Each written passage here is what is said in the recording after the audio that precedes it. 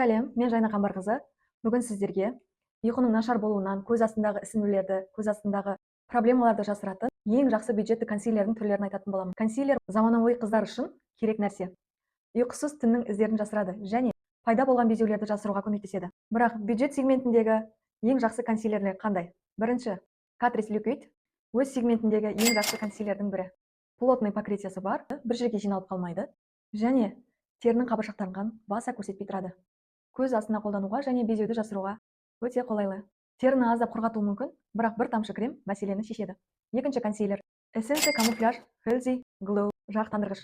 Healthy Glow құрылымын таңдау өте маңызды. Негізі матовый түрі де бар, бірақ ол соншалықты керемет емес.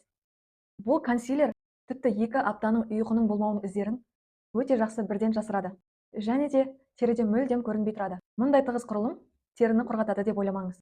Үшінші консилер Art Makeup Miracle. Бұл консилер өте жеңіл, бірақ қара шеңбер қызаруды жабу үшін өте жақсы консилер, теріні құрғатпайды. Төртінші консилер бұл Kiko консилері. Бұл біздің тізімдегі ең қымбат консилер, бірақ Kiko фирмасында жиі жеңілдіктер болып тұрады. Сондықтан оны 5000 теңгеге де алуға болады.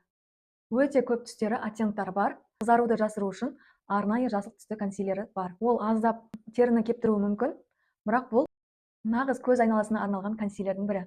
Бесінші консилер Maybelline. Maybelline консилері көз астындағы қара шеңберді сенімді жасыратын өте жеңіл құрылымы бар консилер. Қолдануға өте ыңғайлы. Соңындағы жұмсақ губкасының арқасында теріге өнімді мықтап орналастырады. Оны оңай араластыру үшін арналған, теріні мүлдем құрғатпайды. Видео пайдалы болса, комментарий жазып, лайк басып, подписка жасауды ұмытпа. Өзіңізді мазалап жүрген сұрақтар болса, макияжға, шашқа қатысты комментарийға жазыңыз. Келесі видеода сізге жауап ретінде видео түсіретін боламын. Сау болыңыз.